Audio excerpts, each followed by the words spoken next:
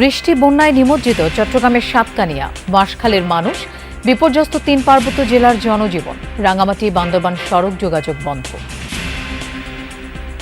বন্যার পানি সব চলে গেছে। আমরা আজকে এখানে আশ্রয় কেন্দ্রে আশ্রয় নিছি। 3 দিন 4 দিন হয়ে থাকা কোনো প্রশাসন লোক এবং কোনো খবর তো দেয় নাই আমাদের। জুলাই আন্দোলনে ওতপ্রোতভাবে জড়িত ছিলেন ঢাকা মেডিকেলের চিকিৎসকরা, মন্তব্য প্রধানমন্ত্রীর। ডাক্তারদের আরও মানবিক হওয়ার পরামর্শ। গণভোটের রায় বাস্তবায়ন না হওয়া পর্যন্ত আন্দোলন থেকে এক চুলো সরবে না 11 দল, রংপুরে জামায়াত আমির। গণ অভ্যুত্থানের সাথে প্রতারণার অভিযোগ এনসিপির। ফরিদপুরের ভাঙায় যাত্রীবাহী বাসের চাপায় 5 জন নিহত, আহত বেশ কয়েকজন। উত্তেজিত জনতার ভাঙচুর, যানবাহনে আগুন।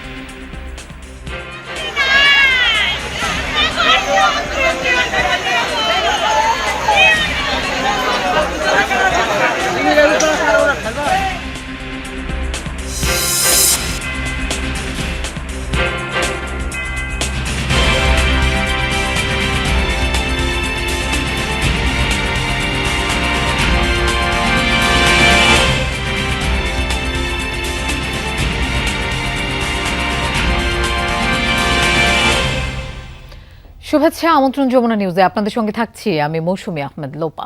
এতক্ষণ শিরোনাম দেখছিলেন। 3 দিন ধরে পানিতে নিমজ্জিত সাতকানিয়ার 17টি ইউনিয়নের অধিকাংশ ঘরবাড়ি, তলিয়ে গেছে ফসলি জমি, চলাচলের রাস্তা।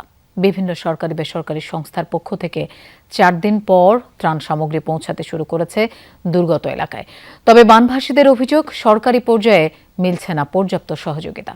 সাতকানিয়ার বন্যা পরিস্থিতির খবর জানাচ্ছেন সহকর্মী রিয়াজ রায়হান, আর ছবি তুলেছেন লুৎফর রহমান।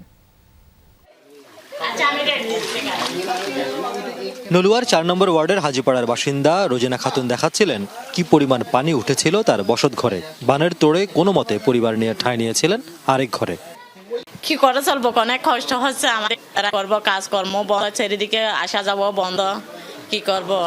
আগে যা ছিল তাই কষ্ট করে কাজ, অল্প কাটছি এরকম। আজকে 4টা দিন ধরে পানির ভিতরে নিমজ্জিত। এখনো পর্যন্ত আমরা রাষ্ট্রের কাছ থেকে, সরকারের পক্ষ থেকে, আমাদের উপজেলা প্রশাসন থেকে এখনো পর্যন্ত কোনো ধরনের রাষ্ট্রীয় সহযোগিতা পাইনি। পাশের বাড়িগুলোর অবস্থাও একই রকম, পানিতে নষ্ট হয়েছে আসবাব, রান্নাঘর, স্যানিটেশন। সাতকানিয়া উপজেলার 17টি ইউনিয়ন এবং 1টি পৌরসভার প্রায় 90% এলাকা বন্যায় প্লাবিত হয়েছে। কেউচিয়া, বাজালিয়া, ধর্মপুর, নলুয়া, আমিলাস, ঢ্যামসা ও সাতকানিয়া পৌর এলাকা সবচেয়ে বেশি ক্ষতিগ্রস্ত হয়েছে।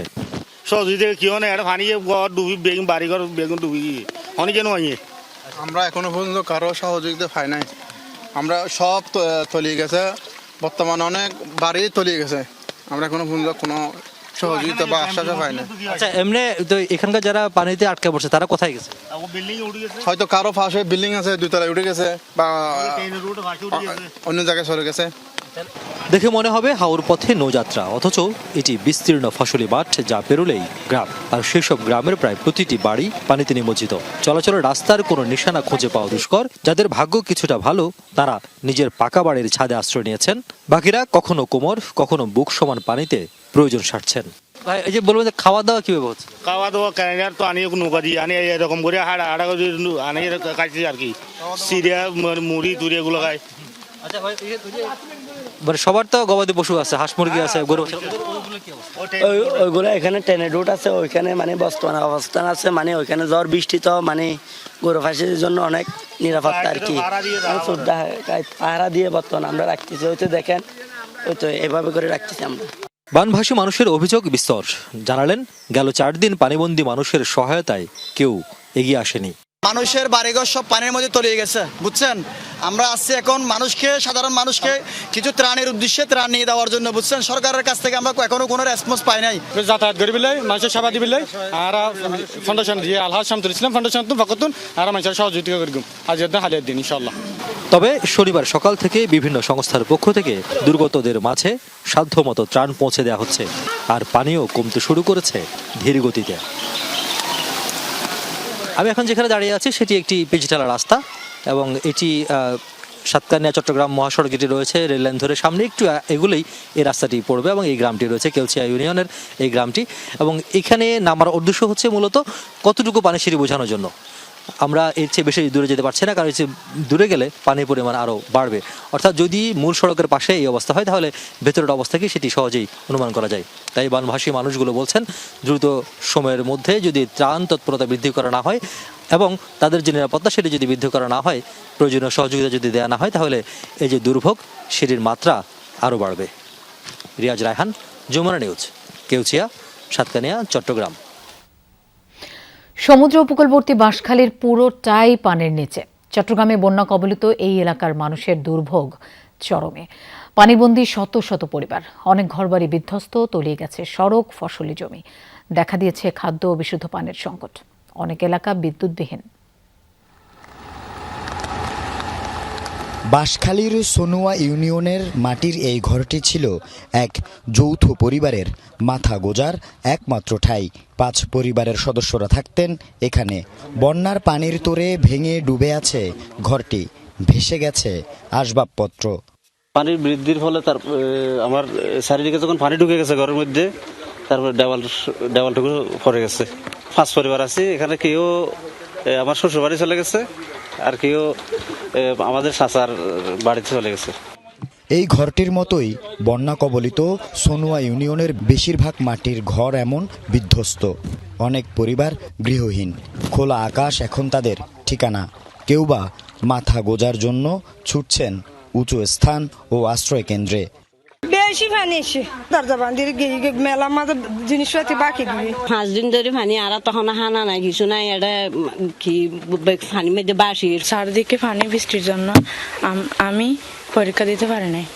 চট্টগ্রামে বন্যায় সবচেয়ে ক্ষতিগ্রস্ত উপজেলার অন্যতম বাঁশখালী। সমুদ্র উপকূলবর্তী এই এলাকার অনেক ঘরবাড়ি হাঁটু থেকে কোমর পানিতে ডুবে আছে টানা 4 দিন ধরে। কয়েক হাজার পরিবার পানিবন্দী। এখনও ত্রাণ সহায়তা না পাওয়ায় অসহায় এসব মানুষের দিন কাটছে কষ্টে। খানা টানা কিছু নাই, মাইসে দিলে আগারাত খাই না দিলে বসে থাকি। লান্দাবাড়া গড়িতে পারি না, খানা বিনা খাইতে না, ফুলা লই রে ওয়াশ ফিরাস। বন্যার পানিতে তলিয়ে গেছে ফসলি জমি, ভেসে গেছে ঘেরের মাছ। ক্ষতির মুখে ধান ও লবণ চাষিরা। মাছ চাষ যত করা ছিল সবগুলো বাসি গেছে। 3000-এর উপরে ঘর বাড়ি নষ্ট হয়ে গেছে। এই চিংড়ি মাছের গ্যার, আপনার প্রজেক্ট, পুকুরের মাছ একটাও নাই। এখনো পর্যন্ত মানুষের হাহাকার করতেছেন। বাঁশখালীতে পুইছড়ি, শেকেরখিল, কাথরিয়া ও গন্ডামারা সহ 5 থেকে 6টি ইউনিয়নের বেশিরভাগ গ্রাম প্লাবিত হওয়ায় দুর্ভোগ চরমে। গত কয়েক দশকে এমন বন্যা পরিস্থিতির মুখোমুখি হয়নি বাঁশখালীবাসী। ভেঙে গেছে ঘর, ভেসে গেছে ফসলি জমি। এই ক্ষতিগ্রস্ত মানুষগুলোর এখন বড় চ্যালেঞ্জ বন্যা পরবর্তী পরিস্থিতি মোকাবেলা করা। আল আমিন শিকদার, যমুনা নিউজ, বাঁশখালী, চট্টগ্রাম। দুর্যোগে বিপর্যস্ত পাহাড়ের জনজীবন। নদ নদীর পানি বৃদ্ধি পাওয়ায় রাঙ্গামাটি, বান্দরবান, খাগড়াছড়ির নিম্নাঞ্চল এখনও প্লাবিত। অনেক স্থানে পাহাড় ধসে পড়ায় যান চলাচল বন্ধ রয়েছে। পানির নিচে তলিয়ে আছে রাঙ্গামাটির বাঘাইছড়ি, নানিয়ারচর, লংগদু, বিলাইছড়ি, বরকল, জুরাছড়ি ও রাজস্থলী উপজেলার নিম্নাঞ্চল। অন্তত 125টি স্থানে পাহাড় ধসে পড়ায় সড়ক যোগাযোগও ব্যাহত হচ্ছে। দুর্গম এলাকার অনেকের অভিযোগ, এখনও পাননি সরকারি ত্রাণ সহায়তা। রাঙ্গামাটির দুর্গম বিলাইছড়ির ফারুয়া ইউনিয়নে 20টি গ্রাম কয়েকদিন ধরে পানিতে ডুবে আছে। বান্দরবানেও যেদিকে দুচোখ যায় শুধু পানি আর পানি। নদ নদীর পানি আরও বৃদ্ধি পাওয়ায় প্লাবিত হয়েছে 7 উপজেলার বেশিরভাগ নিম্নাঞ্চল। পানিবন্দী শত শত পরিবার। শনিবার দুপুরে রাঙ্গামাটি বান্দরবান সড়কের পদুয়া দুধপুকুরিয়া এলাকায় সেতু ধসে পড়ায় 2 জেলার মধ্যে সরাসরি সড়ক যোগাযোগ বন্ধ।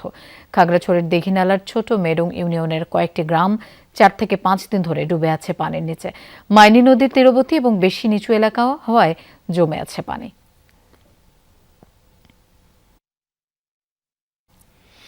রাঙ্গামাটির বিভিন্ন আশ্রয় কেন্দ্র পরিদর্শন করেছেন দুর্যোগ ব্যবস্থাপনা ত্রাণ মন্ত্রণালয়ের প্রতিমন্ত্রী ও রাঙ্গামাটি 299 আসনের সংসদ সদস্য।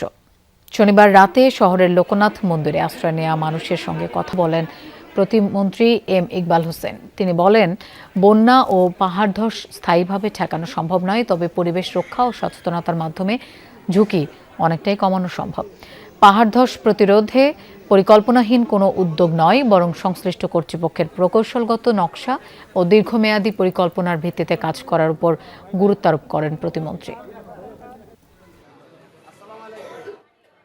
আগামী 16 জুলাই পর্যন্ত চট্টগ্রাম শিক্ষা বোর্ডের অধীনে সব জেলার এইচএসসি ও সমমানের পরীক্ষা স্থগিত করেছে শিক্ষা মন্ত্রণালয়। একই সঙ্গে দুর্গত মানুষের পাশে থাকতে সর্বাত্মক প্রস্তুতির কথা জানিয়েছে প্রধানমন্ত্রীর শিক্ষা উপদেষ্টা ও প্রধানমন্ত্রীর কার্যালয়ের মুখপাত্র ডক্টর মাহাদি আমিন। দ্রুতই খাদ্য বান্ধব কর্মসূচি শুরু হবে। যারা স্বাভাবিকভাবে ক্ষতিগ্রস্ত হয়েছেন ওনাদের পুনর্বাসনকে প্রাধান্য দেওয়ার জন্য ক্ষতিগ্রস্ত যেসব গৃহস্থলী রয়েছেন অনেকেরই বিভিন্নভাবে কৃষিক্ষেত্রে, মৎস্য চাষে বা গবাদি পশু পালনের ক্ষেত্রে যারা ক্ষতিগ্রস্ত হয়েছেন ওনাদেরকে ক্ষতিপূরণ কীভাবে দেওয়া যায় সেগুলো নিয়ে ইতিমধ্যে কার্যকর উদ্যোগ গ্রহণ শুরু হয়েছে। পানিবাহিত রোগের একটা বিশাল সমস্যা সৃষ্টি হতে পারে, ইতিমধ্যে সে বিষয়ে মেডিকেল টিমকে মোবিলাইজ করা হয়েছে দেশ জুড়ে। জুলাই আন্দোলনে ওতপ্রোতভাবে জড়িত ছিল ঢাকা মেডিকেলের চিকিৎসকরা। তারা জনগণের পরম বন্ধু, ভরসার জায়গা। এমন মন্তব্য করে প্রধানমন্ত্রী তারেক রহমান আশা করেছেন চিকিৎসা সংক্রান্ত নেতিবাচক বিষয়গুলো দিন দিন কমে আসবে। ঢাকা মেডিকেল কলেজের 81তম প্রতিষ্ঠাবার্ষিকীর অনুষ্ঠানে যোগ দিয়ে প্রধানমন্ত্রী আরও বলেন, স্বাস্থ্যসেবা জনগণের দোরগোড়ায় পৌঁছে দিতে কাজ করছে সরকার। জেলা উপজেলার হাসপাতালগুলোর সক্ষমতা বাড়াতে নেওয়া হয়েছে নানা রকম পদক্ষেপ। এ সময় বিশেষজ্ঞ চিকিৎসকদের প্রান্তিক পর্যায়ে সেবা দেওয়ার আহ্বান জানান তারেক রহমান। এর আগে সকালে ডিএমসি ডে ও বৃক্ষরোপণ কর্মসূচির উদ্বোধন করেন প্রধানমন্ত্রী। অনুষ্ঠানে প্রধানমন্ত্রীর সঙ্গে উপস্থিত ছিলেন তার স্ত্রী ডাক্তার জুবাইদা রহমান, যিনি ঢাকা মেডিকেল কলেজের প্রাক্তন শিক্ষার্থী।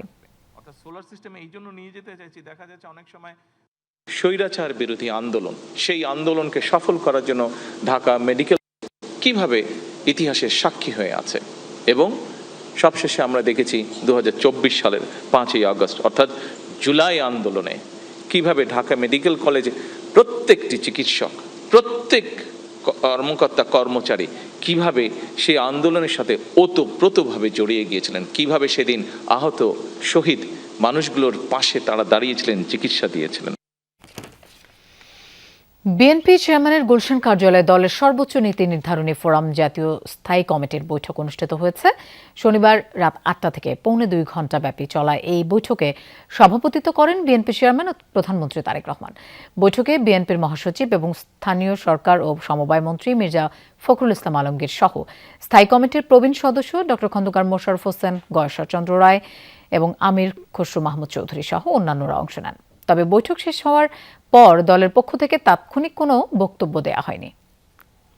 গণভোটের রায় বাস্তবায়ন না হওয়া পর্যন্ত আন্দোলন থেকে এক চুলও সরবে না 11 দলীয় ঐক্য। রংপুরে হুঁশিয়ারি দিলেন বিরোধী দলীয় নেতা ও জামাতের আমির ডাক্তার শফিকুর রহমান। রংপুর জিলা স্কুল মাঠে 11 দলীয় ঐক্যের বিভাগীয় সমাবেশে তিনি বলেন, দেশের এক কণা বালুতেও কারো আধিপত্য মেনে নেওয়া হবে না। তিস্তা মহাপরিকল্পনা বাস্তবায়ন নিয়ে তিনি বলেন, সরকারি দল নির্বাচনের আগে আন্দোলন করেছে, কিন্তু বাজেটে এ বিষয়ে কোনো পদক্ষেপ দেখা যায়নি। এনসিপি আহ্বায়ক নাহিদ ইসলামের অভিযোগ, গণ অভ্যুত্থানের সাথে প্রতারণা করেছে বিএনপি। সমাবেশে রংপুর বিভাগের 8 জেলা থেকে লক্ষাধিক নেতাকর্মী সমাবেশে যোগ দেন। তিস্তা নিয়ে বর্তমান সরকারি দল অনেক ভালো ভালো কথা বলছে, আর নির্বাচনের আগে জাগো বাহে তিস্তা বাঁচাও এই আন্দোলন করেছে, কিন্তু তিস্তা নিয়ে এই বাজেটে 10 টাকারও কোনো অ্যালোকেশন নেই। বিএনপি গণভোটের সাথে প্রতারণা করলো। বিএনপির ইতিহাস প্রতারণার ইতিহাস। আমরা দেখেছি ইতিহাসের দিকে তাকালে আমরা দেখতে পাবো বিএনপি সকল গণ অভ্যুত্থানের সুবিধাভোগী। ফরিদপুরের ভাঙায় বাস চাপায় 5 জন নিহত হয়েছেন, আহত হয়েছেন কয়েকজন। সন্ধ্যা 7:30টায় ঢাকা খুলনা মহাসড়কের সুয়াদি বাসস্ট্যান্ড এলাকায় এই দুর্ঘটনা ঘটে। পুলিশ জানায়, ডিম ভর্তি একটি পিকআপ ভ্যান বৃষ্টির কারণে নিয়ন্ত্রণ হারিয়ে সড়কে উল্টে যায়। সড়কে পড়ে যাওয়া ডিমগুলো সরিয়ে নিতে সহায়তা করে স্থানীয়রা। এ সময় গোপালগঞ্জগামী নরেল এক্সপ্রেস তাদের চাপা দেয়। এতে ঘটনাস্থলেই 4 জন নিহত হন। আহতদের উদ্ধার করে হাসপাতালে নেওয়ার পথে মারা যায় আরও একজন। আশঙ্কাজনক অবস্থায় কয়েকজনকে ভর্তি করা হয়েছে হাসপাতালে। ঘটনার পর বিক্ষুব্ধরা 4টি বাসে আগুন ধরিয়ে দেয়, ভাঙচুর করা হয় কয়েকটি যানবাহন। এই গাড়িটা এসে একদম সবাই মানুষজন পেঁচাইয়ে এবং ওই পেঁচে বাইরে দিচ্ছে। এই আইল্যান্ড কেউ আইল্যান্ডে নাই, বিদ্যায় নাই, বুঝছেন? লোক পর্বত তালে গেছে, প্রতি মাসে একজন মরে। 5-7 বার অ্যাক্সিডেন্ট করছে, ওরা তাতে সতর্ক হয় নাই, তারপরে ওরা ব্যাপারভাবে গাড়ি চালায়।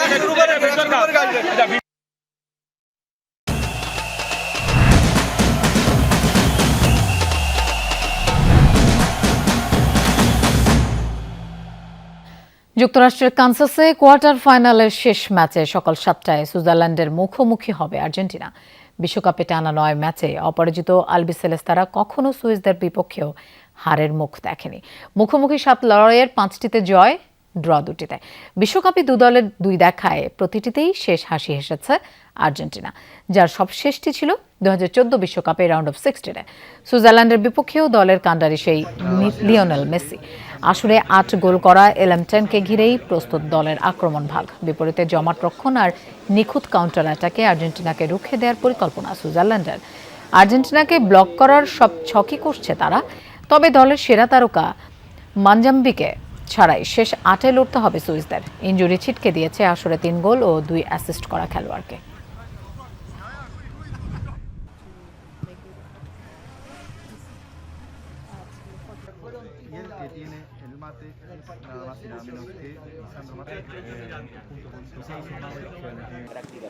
রাজধানীর মহাখালীর টিভি গেট এলাকার একটি বাসায় পরকীয়া সম্পর্কের জেরে এক নারীর ছুরিকাঘাতে মোহাম্মদ মামুন নামে এক যুবকের মৃত্যু হয়েছে।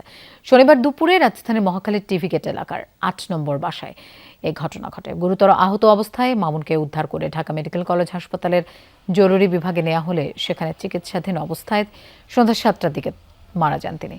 এই ঘটনায় অভিযুক্ত নারী বিউটি আক্তারকে আটক করেছে পুলিশ। মামুন সম্প্রতি বাংলাদেশ রেলওয়েতে 2nd ক্লাস কর্মকর্তা হিসেবে যোগদান করেছিলেন। তিনি ময়মনসিংহের ঈশ্বরগঞ্জ উপজেলার মালিয়াটি গ্রামের বাবুল আহমেদের ছেলে। মামুনের স্ত্রী বর্তমানে গ্রামের বাড়িতে এবং তিনি অন্তঃসত্ত্বা। আমরা প্রাথমিকভাবে জানতে পেরেছি যে এটা পরকীয়ার ঘটনার কারণে এই ঘটনা ঘটছে। যে মারা গেছে তাকে বলছিল বিয়ে শাদী করার জন্য, কিন্তু সে রাজি হচ্ছিল না। এক পর্যায়ে তারা ওই মহিলা ছুরিকাঘাত করে। আমরা আহত অবস্থায় ঢাকা মেডিকেলে তাকে নিয়ে গিয়েছিলাম চিকিৎসার জন্য। পরবর্তী চিকিৎসাধীন অবস্থায় সে মারা গেছে ঢাকা মেডিকেলে। বর্তমানে আমাদের আইনগত ব্যবস্থা প্রক্রিয়াধীন আর কি। জুলাই হত্যাকাণ্ডে মানবতাবিরোধী অপরাধে শেখ হাসিনা ও আসাদুজ্জামান খান কামালের আমৃত্যু কারাদণ্ডের সাজা বাড়াতে শুনানির উদ্যোগ নিয়েছে ট্রাইব্যুনালের প্রসিকিউশন। গত বছরের 17 নভেম্বর শেখ হাসিনা ও আসাদুজ্জামান খান কামালকে মৃত্যুদণ্ড দেয় ট্রাইব্যুনাল। এছাড়া গণভবনের বৈঠক করে উস্কানিমূলক বক্তব্যের অভিযোগে দেয়া হয় আমৃত্যু কারাদণ্ড। এই দণ্ডের পরিবর্তে মৃত্যুদণ্ড চেয়ে আপিল করেছে রাষ্ট্রপক্ষ, যাতে গণভবনে উস্কানিমূলক বক্তব্য প্রদানের পরই দেশব্যাপী হত্যাকাণ্ড শুরু সহ 8টি যুক্তি তুলে ধরা হয়েছে আপিলের। মামলাটির শুনানির জন্য আপিল বিভাগের কার্যতালিকায় রয়েছে। দ্রুতই মামলাটির শুনানি করা হবে বলে জানায় প্রসিকিউশন। পলাতক থাকায় আপিল বিভাগের শুনানিতেও রাষ্ট্রীয় খরচে আইনজীবী পাবেন তারা। আইনগতভাবে বাংলাদেশের শেখ হাসিনা ও আওয়ামী লীগের কোনো জায়গা নেই। ডিসেম্বর 9 যত দ্রুত সম্ভব তাকে দেশে ফেরাতে চায় মানুষ, এমন মন্তব্য করেছেন চিফ প্রসিকিউটর আমিনুল ইসলাম। শিল্পকলা একাডেমিতে জুলাই শহীদ স্মৃতি ফাউন্ডেশনের বিশেষ অডিও ভিজুয়াল প্রদর্শনীতে তিনি এসব কথা বলেন। নির্বিচারে মানুষকে আপনি হত্যা করছেন, তাদেরকে পঙ্গু করে দিচ্ছেন, এবং এই দেশে আপনি কি করে আর আশা করেন যে এই দেশের মানুষ আপনাকে আর কখনো গ্রহণ করবে? অতএব আপনাকে আর গ্রহণ করার কোনো আইনগত সুযোগ নাই। আপনার দলকেও এই দেশের মানুষ আর কোনোদিন গ্রহণ করবে না। অতএব এইসব ফাঁকা বলি করে মানুষের মধ্যে বিভ্রান্তি ছড়ানোর আপনার আর কোনো সুযোগ নাই। রাষ্ট্রায়ত্ত প্রতিষ্ঠানে চাকরিরত আউটসোর্সিং কর্মচারীরা দীর্ঘদিন ধরে ন্যায্য অধিকার থেকে বঞ্চিত হচ্ছেন। শতভাগ কাজ করেও তারা পূর্ণ বেতন পাচ্ছেন না। এজন্য আউটসোর্সিং পদ্ধতিতে কর্মচারী নিয়োগ বন্ধ করে সরাসরি নিয়োগের দাবি জানালেন ঢাকা দক্ষিণ সিটি কর্পোরেশনের প্রশাসক মোহাম্মদ আব্দুস সালাম। শনিবার দুপুরে রাজধানীর কাকরাইলে বাংলাদেশ আউটসোর্সিং কর্মচারী ঐক্য পরিষদের সেমিনারে প্রধান অতিথি হিসেবে এসব কথা বলেন তিনি। আউটসোর্সিং কর্মচারীদের চাকরি স্থায়ী করার দাবিকে যৌক্তিক জানিয়ে প্রশাসক বলেন, প্রধানমন্ত্রী অবশ্যই আউটসোর্সিং কর্মচারীদের চাকরি স্থায়ী করবেন, তবে সরকারকে সময় দিতে হবে। সবাই আগাইতে হবে, দেশটার আগায় নিতে হবে এবং আগায় নেওয়ার জন্য তারেক রহমানকে সমর্থন দিয়েছেন, আর সহযোগিতা করতে হবে। এবং ইনশাআল্লাহ আমরা বিশ্বাস করি যে তারেক রহমান এই 5 বছরের মধ্যে দেখবে যে অনেক পরিবর্তন করে ফেলবে। যদি চুরিটা বন্ধ করা যায়, দুর্নীতিটা বন্ধ করা যায়, তাহলে কিন্তু অনেক কিছুই সম্ভব। সেনাবাহিনীকে রাজনৈতিক প্রভাব মুক্ত রাখতে হবে, কেননা রাজনৈতিক প্রতিহিংসার কারণে পদোন্নতি বঞ্চিত হন তারা। রাজধানীর রাওয়া ক্লাবে বঞ্চিত সামরিক কর্মকর্তাদের ন্যায় বিচার প্রতিষ্ঠায় সরকারের উদ্যোগ, কৃতজ্ঞতা, মূল্যায়ন ও ভবিষ্যৎ প্রত্যাশা শীর্ষক বিশেষ আলোচনা সভায় এসব কথা বলেন উপস্থিত বক্তারা। বলেন, সেনাবাহিনীর সম্মান ও রুজির নিরাপত্তা নিশ্চিত করলে সদস্যরা জীবন দিতেও প্রস্তুত থাকবে। সভায় সশস্ত্র বাহিনীর বিভিন্ন পর্যায়ের অবসরপ্রাপ্ত জ্যেষ্ঠ কর্মকর্তাবৃন্দ, সাবেক সামরিক সদস্য, বীর মুক্তিযোদ্ধা, প্রতিরক্ষা ও গবেষক, গণমাধ্যম ব্যক্তিত্ব এবং সুশীল সমাজের প্রতিনিধিরা উপস্থিত ছিলেন। দর্শক, এই ছিল যমুনা নিউজ। আর এতক্ষণ সাথে থাকার জন্য ধন্যবাদ সবাইকে।